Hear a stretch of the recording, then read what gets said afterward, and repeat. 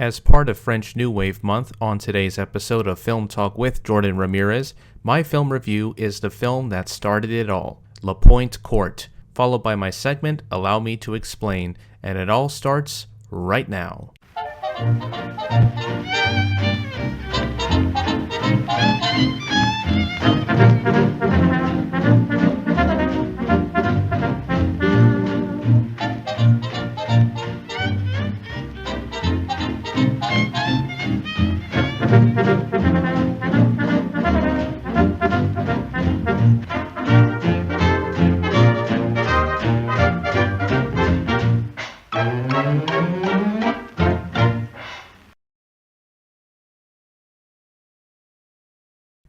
This is Jordan Ramirez, and you are listening to Film Talk with Jordan Ramirez. Monday marked the start of French New Wave Month with the film Contempt from 1963, directed by Jean-Luc Godard. Now I am here to introduce the film that started the movement. My film review for this episode is Courte, made in 1954 but released in 1956, directed by Agnès Varda, starring Sylvia Montfort and Philippe Noiret. Here is the synopsis of the film. It is a jarring and non-traditional narrative structured film. The main story centers on the married couple, Louis, played by Philippe Noiret, and his wife, Elle, played by Sylvia Montfort. The married couple is having a difficult relationship in their marriage over whether they really love each other or not. The second story involves the fishing community in Pointe and its struggle to survive after an inspection from the Board of Health members from the French government. And what are the options for this fishing community in order to survive this struggle? So what do I think of this film? Well, when I first watched the film for my review, I had trouble understanding the narrative. It was jarring and rigid in the structure of the story, but the film overall, with its beautiful angles and framing, it somehow made me feel a little bit distant, as I could not keep up with the different subplots that took place during the fishing community sequences in this picture. But it does have a documentary-style feel to it that records the everyday lives of these fishermen and also the working conditions, the housing conditions, and also what it was like during this period in the poorer areas of this community. But it also gives us a lot of omniscient perspective shots that have the camera gliding in through these houses, and also these tracking shots of what people were living through in day-to-day lives, with the women putting out their clothing, hanging on the laundry line, and also like the darker aspect of it. But there are a few examples of Varda's interest in how she could manipulate depth in this film that I find very interesting.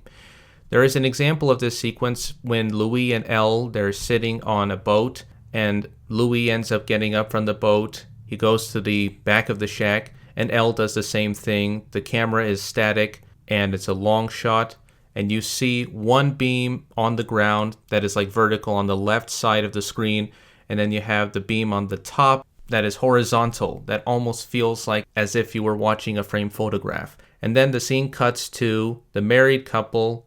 It's a medium shot, and there's a cat perching on top of them. And that's not going to be the only scene where you see a cat perching on top of them or a cat in every sequence, because the film has a recurring motif of cats. And it's a wonder for me that I like this picture. But I also love the unorthodox angles that Varda uses, but I will mention one unusual angle shot that I find very interesting. It concerns the married couple in this film, Louis and Elle. So there is a shot of when their faces were almost meshed together. You have Louis facing the camera, one half of his face is covered, and then you have Sylvia Montfort's face facing the other direction as if she was looking not at the camera but at another direction. And it almost somehow makes it a sort of art house type shot when you watch this sequence. And it's a really influential shot for my taste that I find very enjoyable. Performance-wise, Montfort's performance is very subtle and it's natural. Noiret's performance, it's stiff and it's almost emotionless when he says his lines in the film.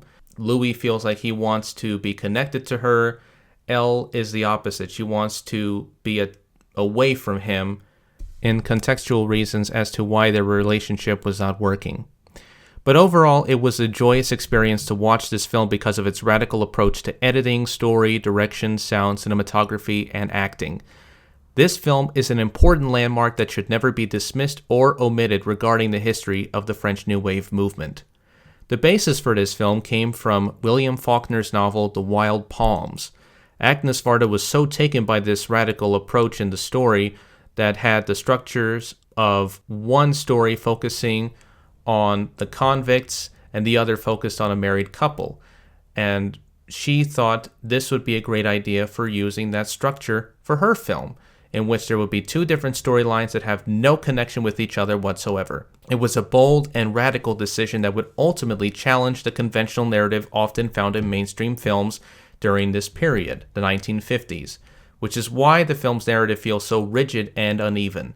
As she said, it was almost Brechtian, a reference to German theater director Bertolt Brecht, who was known for the epic theater theory of challenging the mainstream audience with unconventional narratives in story and structure. What she did in the film, and this is in her own words, was a juxtaposition of two different narratives, one involving the personal life of the married couple, the other focusing on the economic and health problems of the fishermen in the village, as a way to see two different worlds that would clash against each other. The main story would be more carefully constructed and easy-flowing, while the second story would feel more like a documentary narrative in the style of Italian neorealism. The making of the film was done on a low budget, with very little money under unthinkable conditions. So in order to make a film during this time, during the 1950s decade, in order to become a director, you had to be an apprentice. And this is in her own words. Then you had to rise up the rank of third assistant director, second AD, first AD, and then during your 40s or 50s, you become a director, in her own words. She wrote her first script when she was in her mid-20s, 25 years old. She was not an AD, she never went to film school, and she had less knowledge about cinema when she made this picture. She wrote the script in her courtyard during the weekends. Before she was a filmmaker, she was a photographer, and she worked on her job during weekdays. Varda was looking to see if anyone would be willing to fund her film. She had no money, and it would be unrealistic for a distributor to back a film made with very little money. Varda inherited a small sum of money, and even her mother decided to loan her money to help her daughter make this film. The film would end up with a cost of 10 million francs. The average film budget during this period was 150 or 200 million francs. The first 5 million came from Agnes and her mother. The other 5 million was called, as she put it, sweat equity. Agnes befriended the fishermen and their families and friends who agreed to be in the film while also helping out during the production of this film. But during filming of the picture, the fishermen would complain that the film production took up all of their time. But it wasn't that bad. They understood them to be hard, courageous workers who worked day in and day out on this project. Again, from Agnes Varda. The two actors who were cast in the film for the main story were Sylvia Montfort, who was a collaborator for Jean Cocteau as the main character of Elle. Philippe Noiret was a young actor at the time who acted at the Théâtre National Populaire, and Varda met him at the Avignon Theatre Festival. She asked almost every actor about playing these difficult and abstract characters. Ultimately, the two actors accepted playing the roles with no pay. Philippe Noiret wanted to be in movies, but his first movie role was done with no expression in his lines and his performance was stiff. Agnes wanted him to convey his lines with no emotion and to remain stiff throughout the production. One rule that was broken during the production of the film, and this is something that she knew was something you could never do in mainstream conventional narratives, was the usage of sound. In this film, the sound was front and center instead of being faded away in the distance when the characters are far away, giving it an unusual and surreal look to the film, which is why the characters' voices in the film sound like voiceover dialogue. When the film was in production, it was shot entirely without sound, since they did not have enough money to use sound recording equipment. So the dialogue was written down so that the uncredited actors in Paris would dub the dialogue for the non-professional actors on screen, who either had the same accent as the locals or could imitate it. For the editing of the film, the job would land with Alain Resnais, who would later become a filmmaker in his own right. Varda wrote to him as well as sending him the script. She showed him the rushes and said the actors' lines as the film was playing. Resnais was unsure about taking the job of editing the film, leaving Varda anxious and vulnerable about what would happen if he didn't do it. Resnais responded to Agnes by saying, "I don't know if I'll do it, but start by numbering the rushes." So she started numbering the rushes on the editing table. 10 days later, Varda called Resnais to tell him that she finished numbering the rushes. He responded by saying, "What? You number 36,000 feet? You're crazy." "Okay, I'll do it." Varda's main purpose was something like this, quote, "I try to avoid taking the easy way out, where you tell a story, you explain everything, and then it's over. I'm more interested in trying to find something that forces me to find a new filmic language, that continually sets up new relationships between the person who envisions and creates the film and the person who sees it. I'm always thinking of the viewer. I think, does this work? Does it fall within the emotional common denominator? Or am I presenting an idea or emotion that's out of the ordinary? Will the viewer get it? Can it be read in terms of known and acceptable conventions?" The film attracted a crowd of cinephiles, including film critic André Bazin and film producer Pierre Braunberger. It was later shown at the 1955 Cannes Film Festival. Bazin invited film professionals to see the film, and they were enthralled by it. However, no one wanted to distribute or release the film. The film ended up being shown 2 years later in a small theater in Montparnasse in France, known as the Studio Parnay. The professionals who saw the film at the theater ranged from Chris Marker, François Truffaut, Nathalie Solette, Marguerite Duras, etc. They were in awe of this film. Agnes Varda in an interview said, "Without a doubt, I opened the door to contemporary film in 1954.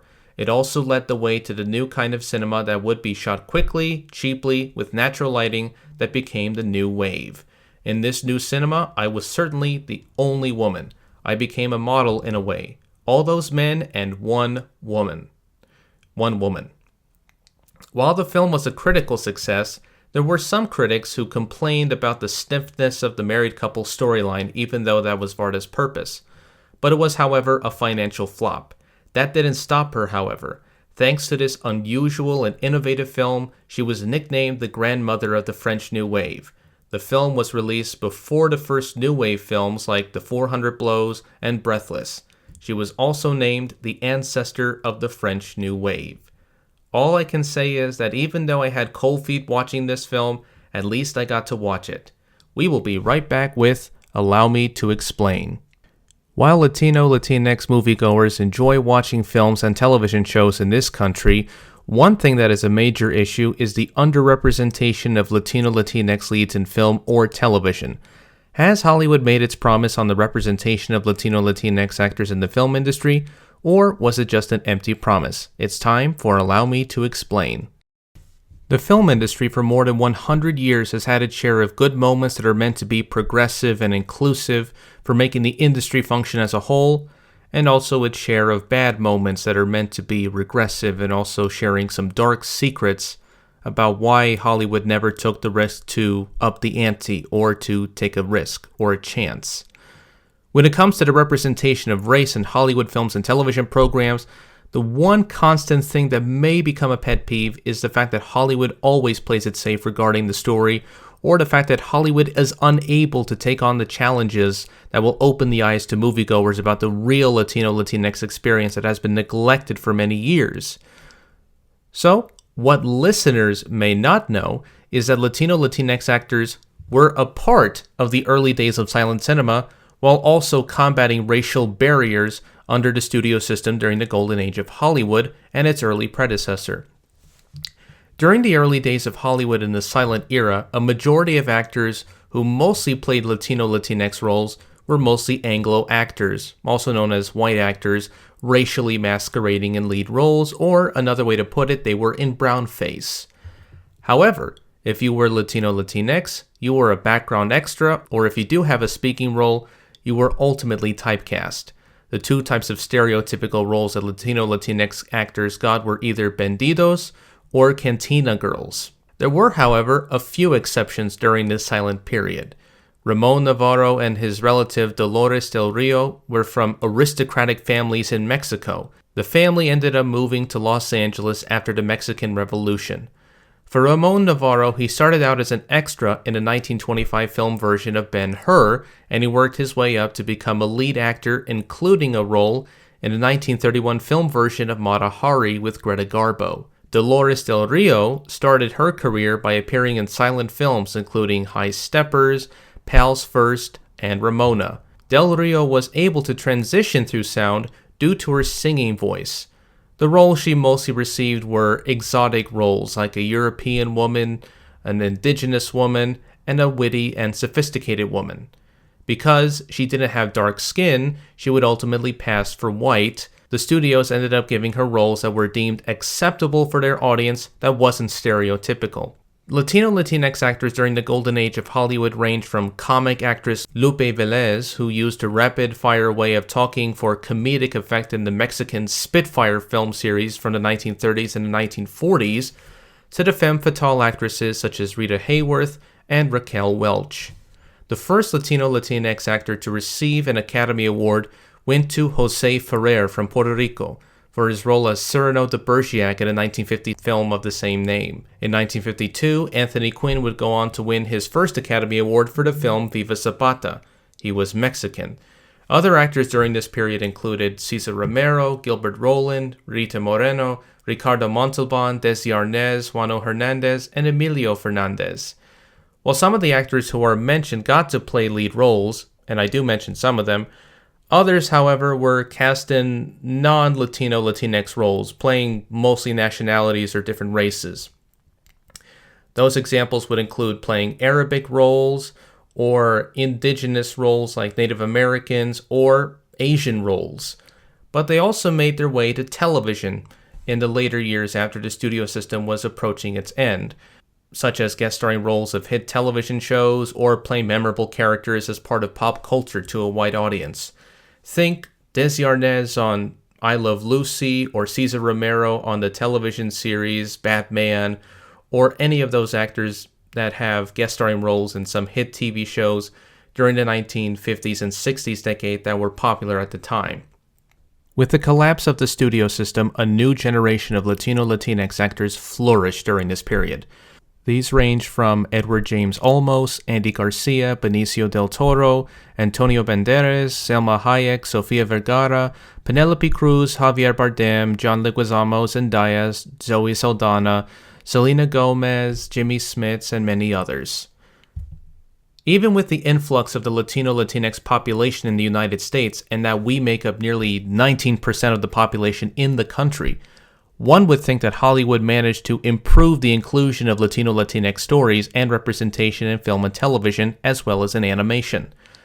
But according to the USC's Annenberg Inclusion Initiative and UCLA's Hollywood Diversity Report, only 7% of Latino Latinx actors get the lead role in a streaming film, and only 3% in theatrical films. Behind the scenes, less than 10% of the directors and writers in Hollywood are Latino Latinx. The report of the underrepresentation of Latino Latinxs working in Hollywood managed to catch the eye of U.S. Representative Joaquin Castro, who chairs the Congressional Hispanic Caucus, that he said, quote, "Latinos are effectively excluded or sidelined from much of American media. That's not only culturally inconvenient for this community, but also, I think, dangerous. Because in the lack of visibility, in the lack of Latino stories that are told in American media, there are stereotypes that fester and grow from that invisibility, from that black hole in narrative. And that's dangerous for Latinos, but I think it's also dangerous for Americans in general." End quote. John Leguizamo has also made vocal criticism with Hollywood's unwillingness to give opportunities for Latino actors and stories, and most recently shared outrage of the casting of James Franco to play Fidel Castro. Leguizamo from his Instagram profile: "I grew up in an era where Latin people couldn't play Latin people on film, where Charlton Heston played a Mexican, where Pacino played Cuban and Puerto Rican. They told you to change your name, stay out of the sun, that only white Latinos or white-passing Latinos will get jobs. I've been told so many times you can't have two Latin people in the movie. Otherwise, people think it's a Latin movie, you know how, whatever. So, no appropriating our stories? No more of that. I'm done with that." End quote. The report also garnered criticism from the nonprofit and nonpartisan organization, the Latino Donor Collaborative. Ana Valdez, president and CEO of this organization, said, quote, "For whatever reason, studios haven't done enough. It doesn't make business sense. Other communities and groups have advanced tremendously, but Latinos keep lagging behind. We don't understand it. We don't see the business premise happening as it should. Quite frankly, we're baffled. And as U.S. Representative Castro said, quote, Hollywood in particular is still the main image-defining and narrative-creating institution in American society, and Latinos are still largely invisible in this industry. While the lack of Latino representation is shocking, Castro offered a solution as to how the media companies can improve on recruiting Latino, Latinas, or Latinxes in the industry. One of the ways that you begin to fix the problem of negative portrayals and inaccurate representation is by including more Latinos and Latinas as C-suite executives, as showrunners and writers in Hollywood, but also as journalists in newsrooms, as published authors. In other words, you get voices from the community who can speak to the real-life, authentic stories and representations of the community. And to be honest, I agree with Representative Joaquin Castro. There needs to be an improvement with Latino representation in film and television.